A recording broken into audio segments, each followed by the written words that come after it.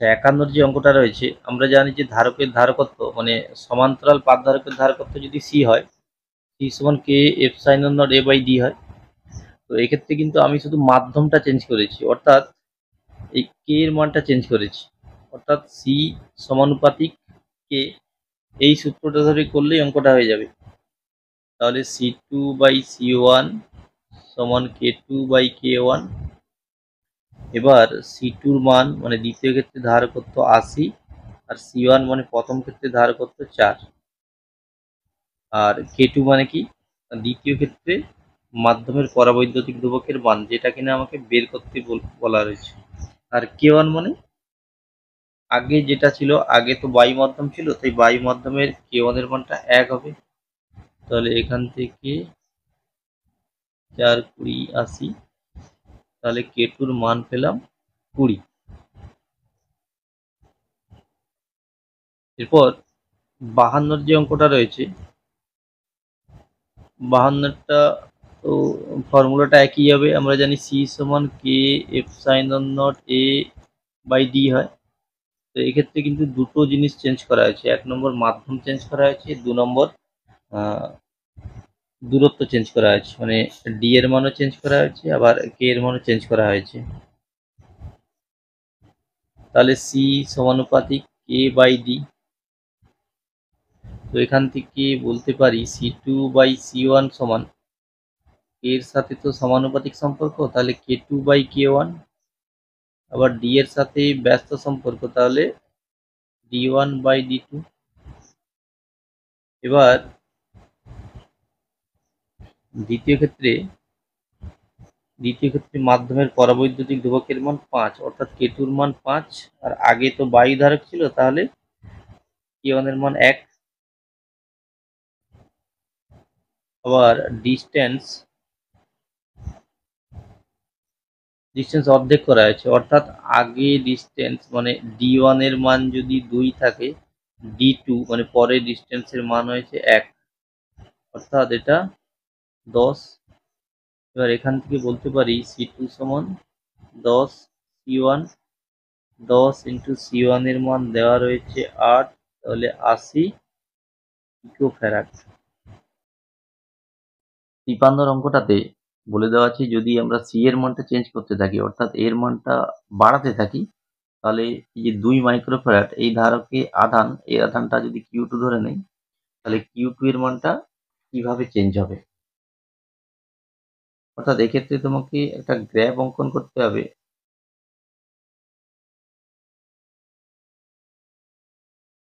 Q two বনাম C, অর্থাৎ এদিকে নিচ্ছি কিউ টু, এদিকে নিচ্ছি সি, এর গ্রাফটা কেমন হবে সেটা তোমাকে দেখাতে হবে।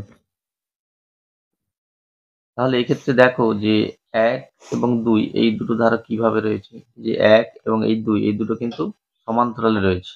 তাহলে এদের তুল্য ধারা কত হবে না, 1 আর 2 যোগ হবে 3 হবে। তাহলে এদের তুল্য সার্কিটটা আমি আগে এঁকে নিচ্ছি।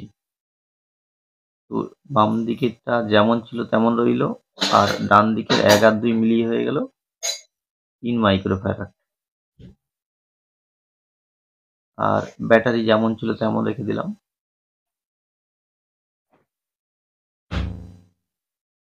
এবারে এই বিভবটা আমি বের করব। ধরি এই দুটো যে বিন্দু, এই দুটো একটা এ বিন্দু আর এদিকটা বি বিন্দু, মানে এ ও বি এর মধ্যে বিভব পার্থক্য যদি ভি টু ধরি, তাহলে কিউ টুর মানটা কত হবে না, কিউ সমান তো সিভি, তাহলে সিভি টু, সি এর মান ক্ষেত্রে 2, আর ভি টুর মানটা এক্ষেত্রে বের করব। তো এই ভি টু বের করার জন্য আমি এই তুল্য সার্কিটটা এঁকে রেখেছি, অর্থাৎ এই 3 মাইক্রোফ্যারাড এর দু প্রান্তের ভোল্টেজটা আমরা ভি টু ধরছি, আর যেটা সি এর দু প্রান্তের ভোল্টেজটা ভি ওয়ান ধরছি। সি আর 3 এই দুটো কিন্তু শ্রেণী সমবায় রয়েছে। আমরা জানি যে শ্রেণী সমবায়ে আধানে কি হয়, অর্থাৎ এই ধারকে যদি কিউ আধান থাকে, এই ধারকেও কিন্তু কিউ আধানই থাকবে। এবার ভি ওয়ান আর ভি টুর যদি অনুপাত বের করি, এই অনুপাতের মান হবে ভি সমান তো কিউ বাই সি, তাহলে কিউ বাই সি, আর ভি টু বলতে ভি সমান কিউ বাই সি, সেই সূত্র অনুযায়ী কিউ বাই সি এর মানটা 3, তাহলে যদি এটাকে সরল করি 3:c হচ্ছে, তাহলে ভিটুর মানটা কত হবে? ভিটু ভিটুর মান হবে দেখো C by C plus C into ব্যাটারির যে ভোল্টেজ। তাহলে এক্ষেত্রে সিই বাই সি প্লাস সি। তাহলে ভিটুর মানটা পেয়ে গেলাম। এবারে একটু উপরের দিকে চলে যাচ্ছি, তাহলে কিউটি এর মানটাও কিন্তু আমরা পেয়ে যাবো। কিউটি এর মান কত পেলাম, মানে 2, ভিটুর মানটা সিই, ভিটুর মানটা সিই বাই সি প্লাস সি। এবার এই সমীকরণটা একটু দেখে নেবো যে কিউ টু সমান যেটা পেলাম, এই কিউ টু এর সাথে সি এর গ্রাফটা কেমন হওয়া উচিত সেটা একটু দেখে নিচ্ছি।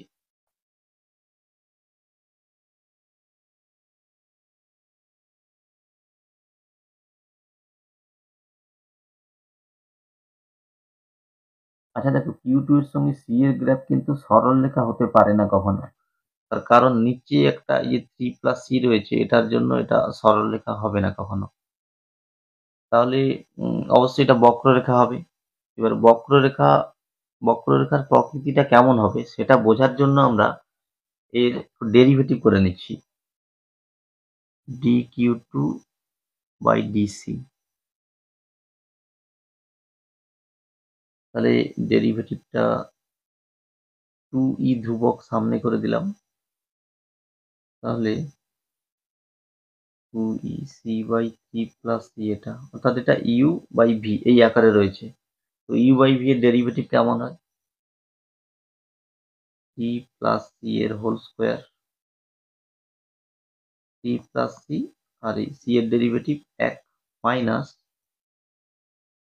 মাইনাস উল্টোটা c যেমন আছে রইলো, আর 3+c এর ডেরিভেটিভ 0 প্লাস 1, অর্থাৎ 2ইটা সামনে করলাম, 3+c minus c by 3+c এর হোল স্কোয়ার। তাহলে 2e 3 বাই 3+c এর হোল স্কোয়ার, তাহলে 6e 3+c এর হোল স্কোয়ার। দেখো এটা কিন্তু একটা ধনাত্মক রাশি হবে, অবশ্যই এটা একটা ধনাত্মক। তাহলে dq2 বাই dc এটা ধনাত্মক। ধনাত্মকের অর্থ কি? এর অর্থ হচ্ছে নতিটা ধনাত্মক হবে, মানে লেখচিত্রে নতি অবশ্যই ধনাত্মক হবে। আবার নতির মানটা ক্রমশ বাড়বে না কমবে? আচ্ছা, আমরা যদি এই সি এর মানটা বাড়াতে থাকি, তাহলে কিন্তু এই নতির মানটা ক্রমশ কমতে থাকবে, অর্থাৎ নতি ধনাত্মক এবং ক্রমশ কমতে থাকবে। তাহলে সেই অনুযায়ী আমরা এক এক করে যদি গ্রাফগুলো দেখে নেই, যদি বি এর গ্রাফটা দেখি,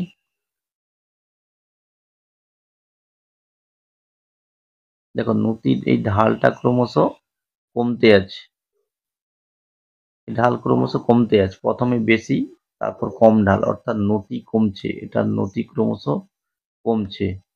আচ্ছা, নতিটা কি ধনাত্মক রয়েছে না, সেটা কি করে বুঝবে? না, সেটা বোঝার জন্য তুমি এটাকে পেছন দিকে বর্ধিত করো। দেখো এই যে অ্যাঙ্গেলটা সূক্ষ্মকোণ, যদি সূক্ষ্মকোণ হয় তাহলে তার নতি ধনাত্মক হয়, আর যদি স্থূলকোণ হয় তার নতি ঋণাত্মক হয়। তো এই জন্য বি এরটা কিন্তু মিলে যাচ্ছে। আর বাকি অপশনগুলো আমরা দেখে নিচ্ছি। সি এর যে অপশনটা রয়েছে, দেখো এর নতিটা কিন্তু ক্রমশ বাড়তে আছে, তাহলে নতি তো কমার কথা ছিল, তাহলে নতি যেহেতু এক্ষেত্রে বাড়ছে, এটা ভুল। আচ্ছা, এরপর ডি এর অপশনটা যদি দেখি, দেখো নতি কিন্তু প্রথমে এরকম ছিল, এর যদি স্পর্শক টানি তাহলে নতি কোণটা স্থূলকোণ হয়ে যাচ্ছে। নতি কোণ স্থূলকোণ হলে সেটা তার নতি ঋণাত্মক হয়, অর্থাৎ এর নতি ঋণাত্মক হচ্ছে। কিন্তু আমরা তো প্রথমে জেনেছিলাম যে নতি ধনাত্মক হবে, ঋণাত্মক হওয়া সম্ভব নয়, তাই ডি এরটা ভুল। অর্থাৎ সঠিক অ্যান্সার এক্ষেত্রে বি এরটা হবে। এরপর 54 অঙ্কটা। আচ্ছা, 54 অঙ্কটা বুঝতে গেলে অ্যাট ফার্স্ট আমাদেরকে একটা থিওরি বুঝে নিতে হবে যে ধরো একটা অসীম আকারের পাত রয়েছে, পাতের আধানের তলমাত্রিক ঘনত্ব সিগমা। তাহলে এর পাতের কাছাকাছি বিন্দুতে তড়িৎ ক্ষেত্রের মানটা কোন দিকে হবে, না ওই দিকে হবে। তো তার মানটা কত হবে, না মানটা যদি E1 ধরে নেই, E1 এর মান হয় সিগমা বাই 2 এপসাইনল। এবার ধরো এদিকে আরেকটা পাত রয়েছে যেটা তলমাত্রিক ঘনত্ব মাইনাস সিগমা। তাহলে এই পাতের জন্য ওই একই বিন্দুতে তড়িৎ ক্ষেত্র কোন দিকে হবে, না একই বিন্দুতে তড়িৎ ক্ষেত্র একই দিকে হবে, ওই দিকেই হবে। তার মানটা যদি আমরা E2 ধরে নিই, E2 এর মানটা কি হচ্ছে, না E2 এর মানটা হচ্ছে সিগমা বাই 2 এপসাইনল। তাহলে এই বিন্দুতে মোট তড়িৎ ক্ষেত্র E কত হচ্ছে, না E সমান E1 প্লাস E2। তাহলে দুটো যোগ করলে আমরা পেয়ে যাব সিগমা বাই এপসাইনল, মানে সিগমা বাই কে এপসাইনল নট। কেটা মাধ্যমের পরাবৈদ্যুতিক ধ্রুবক। তাহলে আমরা এখান থেকে জানতে পারলাম যে ধারকের দুটো প্লেট, তাদের মাঝের যে কোনো বিন্দুতে তড়িৎ ক্ষেত্র কত হয়, না sigma by K epsilon naught. এবার আমরা মূল অঙ্কতে ফিরে যাচ্ছি। তাহলে দেখো যে সকল স্থানে মাধ্যম একই রয়েছে, যেমন যেমন এই যে ফাঁকা স্থানগুলো আগে আমি নিয়ে নিচ্ছি। ফাঁকা স্থানগুলোতে তড়িৎ ক্ষেত্র সব জায়গাতে সমান হবে। তো সেই তড়িৎ ক্ষেত্রের মান যদি আমি E0 ধরি, তাহলে E0 এর মান হবে E0 সমান sigma by K epsilon naught. এক্ষেত্রে যেহেতু বায়ু মাধ্যম রয়েছে তাই কে এর মান 1 হচ্ছে, তাই সিগমা বাই এপসাইলন নট। এবার যে K1 যে স্ল্যাবটা রয়েছে, তো ওই স্ল্যাবের ভেতরে সব জায়গাতে তড়িৎ ক্ষেত্র E1 ধরে নিচ্ছি। তাহলে E1 এর মান কি হচ্ছে, না E1 এর মান হচ্ছে sigma by K1 K1 epsilon not. আবার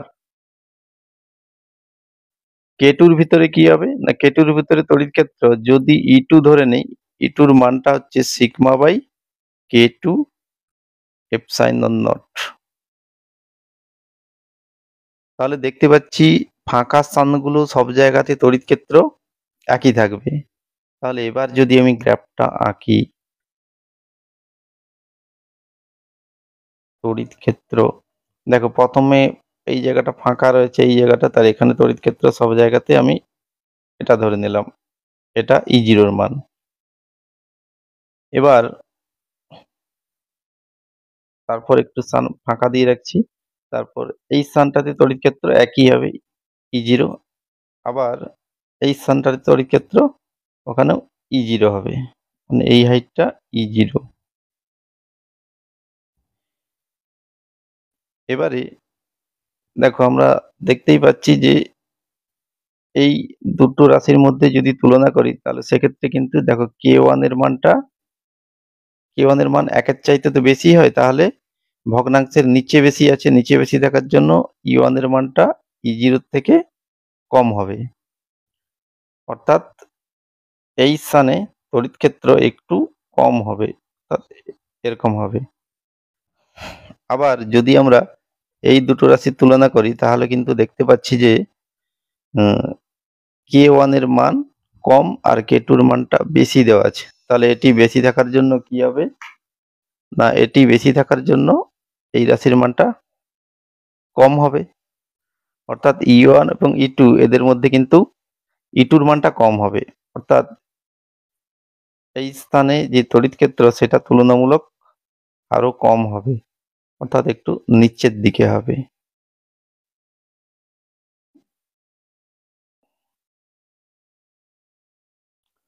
তাহলে এক্ষেত্রে অপশন 55 যে অঙ্কটা রয়েছে সেক্ষেত্রে এ ও বি এর মধ্যে তুল্য ধারকত্ব বের করতে হবে। আচ্ছা, এক্ষেত্রে একটা জিনিস লক্ষ্য করো, এই যে এই প্লেটটা কিন্তু এই দুটো পাতকে এই দুটো প্লেটকে সংযুক্ত করে দিয়েছে। এর ফলে তুমি এই প্লেট এবং এই প্লেট এদের মধ্যে কখনো বিভব পার্থক্য সৃষ্টি হবে না। অর্থাৎ এ যদি ভি বিভবে থাকে তাহলে নিচের প্লেটটাও ভি বিভবে থাকবে, কারণ দুটো পাত্র যুক্ত রয়েছে। তো এক্ষেত্রে বিভব পার্থক্যই সৃষ্টি হবে না। এবার আমরা জানি কিউ সমান সিভি, তাহলে ওখান থেকে সি সমান কিউ বাই ভি। তাহলে কিউ বাই ভি এর মানটা কিন্তু 0। এই ভিটা কি বোঝায়? এই ভিটা বোঝায় দুটো প্লেটের মধ্যে বিভবের যে পার্থক্য। তো এক্ষেত্রে এই দুটোর মধ্যে বিভবের কোনো পার্থক্যই হবে না, তাই এই রাশিটার মান হবে ইনফিনিটি। 56 অঙ্কটাতে ডাইরেক্ট ফর্মুলা লাগিয়েই তুমি উত্তরটা পেয়ে যাবে। তো আমরা জানি কৃতকার্য সমান half of Q square by C. তাহলে এক্ষেত্রে কিউর মান দেওয়া আছে 8 ইন্টু 10⁻⁻18 স্কোয়ার বাই সি এর মান দেওয়া আছে 100 মাইক্রোফ্যারাড। তো মাইক্রোফ্যারাডকে ফ্যারাডে করতে হলে 10⁻⁻6 গুণ করে নিতে হয়। তাহলে হাফ ইন্টু 64 ইন্টু 10⁻⁻36 বাই 10⁻⁻4।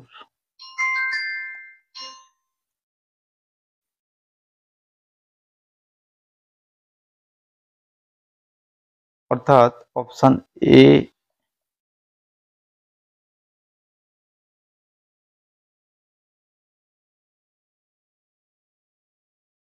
আচ্ছা, 57 যে অঙ্কটা দেওয়া আছে এক্ষেত্রে আমরা জানি যে একটা ধারককে যদি আমরা আহিত করি, ধরো ধারকটাতে কিউ আধান জমা হচ্ছে, তাহলে একটা প্লেটে হয় প্লাস কিউ আর একটা প্লেটে হয় মাইনাস কিউ। আর এক্ষেত্রে ব্যাটারির বিভব ভি ধরে নাও, তাহলে ব্যাটারি থেকে কিন্তু কিউ আধান বের হচ্ছে আর অপর দিক দিয়ে কিউ আধান প্রবেশ করবে। এক্ষেত্রে ধারকে সঞ্চিত শক্তি কত হয় না, ধারকে সঞ্চিত শক্তি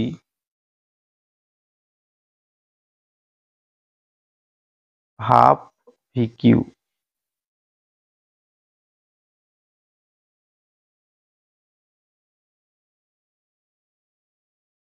আর ব্যাটারি দ্বারা কার্য কত হয়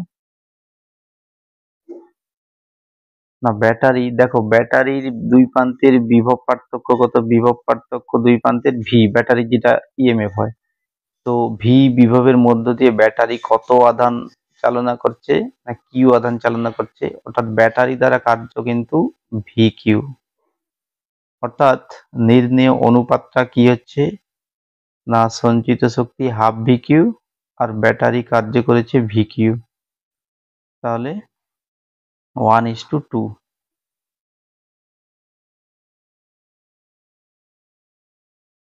অর্থাৎ সি এর অপশনটা ঠিক হচ্ছে। এরপর 58 যে অঙ্কটা রয়েছে দেখো, ধারকের দুটো প্লেটের মধ্যে আমি একটা স্ল্যাব প্রবেশ করিয়ে রেখেছি। তো এক্ষেত্রে স্ল্যাবে কিরূপ আধান আবিষ্ট হয় আমি চিত্রে এঁকে রেখেছি। এবার যেই তুমি স্ল্যাবটাকে বাইরের দিকে টানবে, অর্থাৎ স্ল্যাবকে বের করতে যাবে, তখন এই প্লাস আর এই মাইনাস এরা পরস্পরকে আকর্ষণ করবে এগুলো, যার জন্য স্ল্যাবটাকে বের করতে গেলে তোমাকে কিন্তু বাইরের দিকে একটা বল প্রয়োগ করতে হচ্ছে এবং সরণটাও বাইরের দিকে হচ্ছে। অর্থাৎ তুমি যেদিকে বল প্রয়োগ করছো স্ল্যাবের সরণ সেই দিকে হচ্ছে। এক্ষেত্রে তোমার দ্বারা কৃতকার্য ধনাত্মক, ধরে নাও সেই কৃতকার্য প্লাস 100। এবার তুমি যেই স্ল্যাবটাকে ভেতরে প্রবেশ করাতে যাবে সেক্ষেত্রে কিন্তু আপনা থেকে এই প্লাস এই মাইনাসকে আকর্ষণ করবে, এই মাইনাস এই প্লাস এদেরকে আকর্ষণ করবে। অর্থাৎ যদি এক্ষেত্রে তোমাকে এদিকে বল প্রয়োগ করে ধরে রাখতে হবে, নিয়মকে সমবেগে প্রবেশ করাতে হয়, সেক্ষেত্রে কার্যটা হিসাব করতে হয়। তাহলে সমবেগে যদি প্রবেশ করাতে হয় তোমাকে বল প্রয়োগ করতে হবে এই দিকে, আর এর সরণ কিন্তু হচ্ছে ডান দিকে, অর্থাৎ কৃতকার্য ক্ষেত্রে নেগেটিভ হবে, কারণ তুমি বল প্রয়োগ করছো যেদিকে, সরণ হচ্ছে ঠিক তার উল্টো দিকে। তো এই ক্ষেত্রে আগে যদি কৃতকার্য +100 হতো, এক্ষেত্রে কৃতকার্য হয় -100, অর্থাৎ মোট কার্য কিন্তু 0।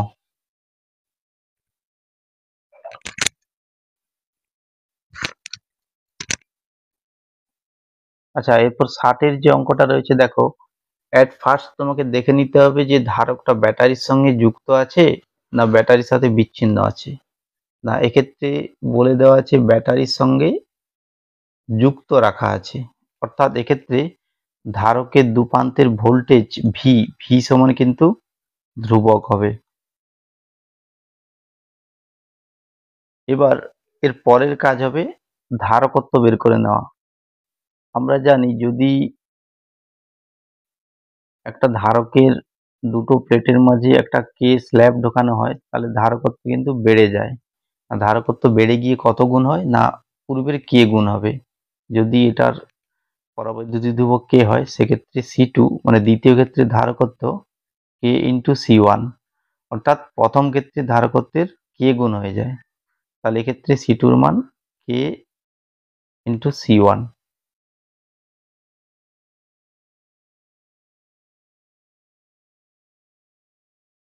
এবার যেটা বের করতে হবে সেটা নিয়ে নিচ্ছি। না, তোমাকে বের করতে বলে দেওয়া আছে যে ধারকের সঞ্চিত শক্তি পূর্বের কত গুণ হবে। তো আমরা জানি যে ধারকের সঞ্চিত শক্তির রাশিমালা কি হয় না ইউ সমান 3টে রাশিমালা হয়। এর মধ্যে আমি দেখো ভি আর সি এই দুটো দিয়ে যে রাশিমালা হয় সেই রাশিমালাটা নিচ্ছি। ইউ সমান হাফ সি ভি স্কোয়ার। তো এবার দেখো বলে দেওয়া আছে ভি ধ্রুবক, তাহলে এই রাশিটা ধ্রুবক, অর্থাৎ ইউ সমানুপাতিক সি। তাহলে এখান থেকে U2/U1 C2/C1।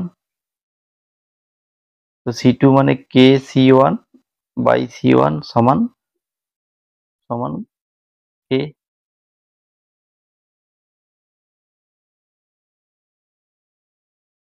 অর্থাৎ U2-র মানটা কি হচ্ছে, U2-র মানটা কে ইন্টু U1, অর্থাৎ পূর্বের কে গুণ হচ্ছে।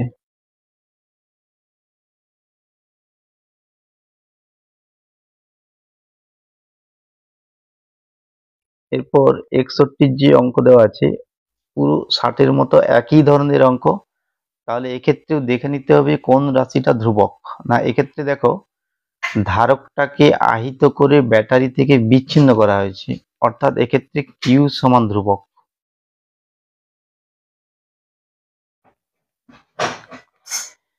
এবারে এর পরের কাজ কিন্তু ধারকত্ব কি হচ্ছে সেটা দেখে নিতে হবে। না, ধারকত্ব কি করা হয়েছে না সেই একই রকম একটা স্ল্যাব ঢোকানো হয়েছে ধারকের দুটি পাতের মাঝে, অর্থাৎ এক্ষেত্রে ধারকত্বের মান হবে পূর্বের কে গুণ। তো এরপর যেটা বের করতে হবে সেই রাশিটা নিয়ে নাও। কি বের করতে বলে দেওয়া আছে না সঞ্চিত শক্তি। তাহলে সঞ্চিত শক্তি এক্ষেত্রে ইউ সমান কিউ আর সি দিয়ে যে রাশিমালা হয় সেই রাশিমালাটি নেব। তাহলে সেই রাশিমালাটা হলো Q²/C। তো যেহেতু এক্ষেত্রে দেখো কিউ সমান ধ্রুবক দেওয়া আছে, তাহলে Q² একটা ধ্রুবক, তাহলে ইউ প্রপোর্শনাল টু 1/C। তো এবার U2/U1 সমান বলতে পারি ব্যস্ত সম্পর্ক, তাই C1/C2। তাহলে C1 C2-র মান কত, C2-র মান কে ইন্টু C1 1/K, অর্থাৎ U2 সমান 1/K ইন্টু U1, অর্থাৎ পূর্বের 1/K গুণ হবে। তাহলে অপশন সি মিলে যাচ্ছে। এরপর 62-র যে অঙ্কটা রয়েছে, ধারকের পাত দুটির মধ্যে বিভব প্রভেদ 20% বৃদ্ধি পায়, তবে ধারকটির সঞ্চিত শক্তি কত শতাংশ বৃদ্ধি পাবে। আচ্ছা, এক্ষেত্রে দেখো আমি যদি ধারকের বিভব পার্থক্য বৃদ্ধি করি, সেক্ষেত্রে ধারকত্ব কিন্তু একই থাকবে, অর্থাৎ ধারকত্ব এবং ভি এটা দিয়ে যে শক্তির যে সম্পর্কটা সেই সম্পর্কটা নিয়ে নিচ্ছি। তাহলে হাফ সিভি স্কোয়ার। তো এবার দেখো ইউ সমানুপাতিক ভি স্কোয়ার, তাহলে U two by U one এই রাশিটার মান কি হচ্ছে না V two by V one এটার হোল স্কোয়ার। তাহলে ধারক বিভব প্রভেদ 20% বৃদ্ধি করা হয়েছে, অর্থাৎ আগে যদি 100 থাকতো এখন কিন্তু হয়ে গেছে 120 স্কোয়ার। তাহলে একটা শূন্য কেটে দাও। এবারে 12 স্কোয়ার 144, 10 স্কোয়ার 100, অর্থাৎ আমি পেলাম U two by U one এর মানটা 144/100। এবার দেখো পূর্বে শক্তি যদি 100 থাকতো এখন শক্তি হয়ে গেছে 144, তাহলে বৃদ্ধি কত না বৃদ্ধির মানটা 44%।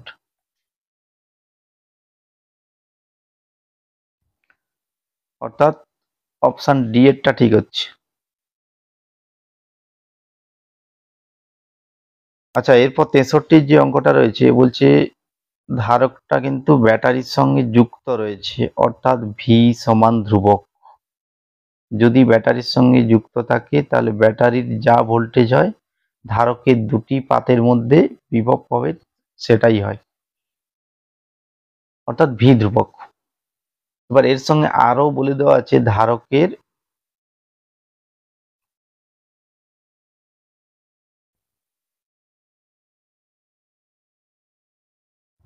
ধারকের পাত দুটিকে পরস্পর বিপরীত দিকে সুষম বেগে টানা হচ্ছে। অর্থাৎ যদি এদের মধ্যে দূরত্বটা এক্স ধরে নেই তাহলে দেখো এদের মধ্যে যে পারস্পরিক বেগ অর্থাৎ ডিএক্স ডিটি এই রাশিটার মান কিন্তু ধ্রুবক, কারণ সুষম বেগে বলে দেওয়া আছে। অর্থাৎ এটাকে যদি আমরা ইউ ধরে নেই তাহলে এটা কিন্তু ইউ কিন্তু একটা ধ্রুবক।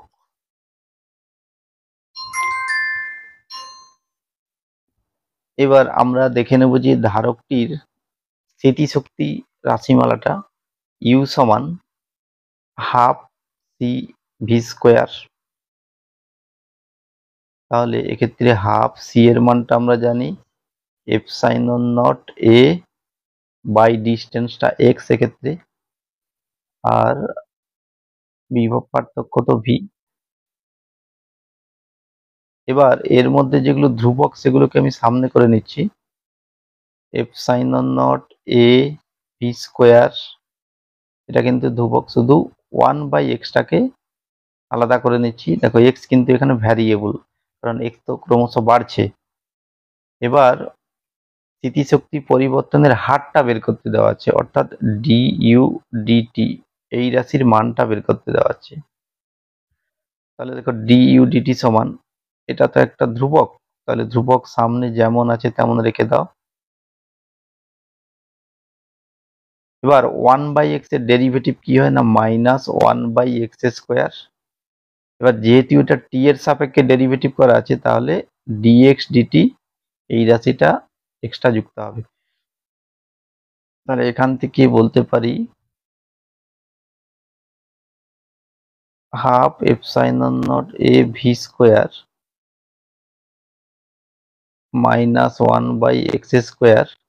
আচ্ছা, ডিএক্স ডিটির মান কিন্তু আমি আগে লিখে রেখেছি, এটা ইউ হয়, এটা একটা ধ্রুবক আবার, তাহলে ওটা ইউ করে দাও। তাহলে ডিইউ ডিটি আমরা দেখতেই পাচ্ছি যে ডিইউ ডিটির মানটা x² এর সঙ্গে ব্যস্তানুপাতিক, অর্থাৎ DU DT proportional to x⁻², অর্থাৎ অপশন এ টা ঠিক হচ্ছে এক্ষেত্রে। 64 অঙ্কটাতে আমরা দেখে নেব যে আগে যদি চাবিটা 1-এর সঙ্গে যুক্ত থাকে সেক্ষেত্রে 2 মাইক্রোফ্যারাডে কি পরিমাণ শক্তি জমা হয়ে আছে। তো সেক্ষেত্রে ইউ ওয়ান ধরে নিচ্ছি, শক্তিটা ইউ ওয়ান সমান half CV square, half CV square.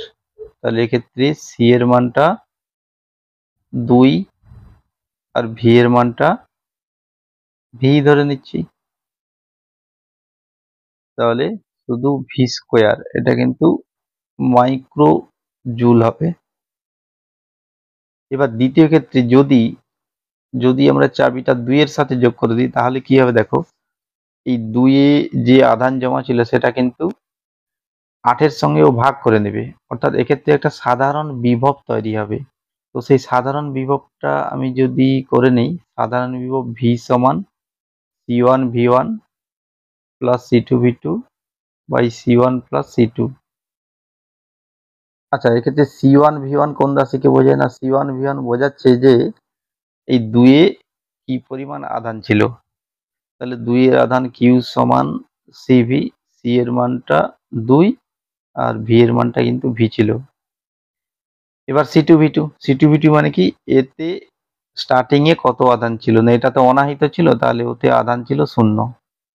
এবার C1 প্লাস C2 অর্থাৎ 2 প্লাস 8, তাহলে এটা হচ্ছে 2V/10 অর্থাৎ V/5। তাহলে সাধারণ বিভবটা পেয়ে গেলাম V/5। এবার দেখো এই যে সিস্টেমটা, এক্ষেত্রে 2 আর 8 কিন্তু সমান্তরালে রয়েছে, তাই তুল্য ধারকত্ব কি হবে না, তুল্য ধারকত্ব যদি C ধরি, C সমান 2 প্লাস 8 অর্থাৎ 10 মাইক্রোফ্যারাড। এবার ওদের বিভব কত না, ওদের বিভব পেয়ে গেছি V/5। তাহলে এখন শক্তি কত না, এখন শক্তি U2 হলে U2 সমান হাফ CV স্কোয়ার। তাহলে C এর মান 10 আর V এর মান V/5 স্কোয়ার। তাহলে 5 ইন্টু ভি স্কোয়ার বাই 25, তাহলে ভি স্কোয়ার বাই 5। অর্থাৎ আগে শক্তি ছিল ভি স্কোয়ার আর এখন শক্তি হচ্ছে ভি স্কোয়ার বাই 5। তাহলে যদি আমরা তুলনা করি U2 বাই U1, তাহলে U2 ভি স্কোয়ার বাই 5 আবার U1 ভি স্কোয়ার, তাহলে 1/5। যদি এটাকে আরো সরল করে নেই, তাহলে নিচে যদি 100 নিয়ে আসি, তাহলে লব হরকে 20 দিয়ে গুণ করতে হচ্ছে, 20/100। অর্থাৎ দেখো আগে শক্তি ছিল 100, এখন শক্তি হয়ে গেছে 20। অর্থাৎ শতকরা পরিবর্তন কত না, শতকরা হ্রাস হচ্ছে, এক্ষেত্রে শতকরা হ্রাস হচ্ছে 80।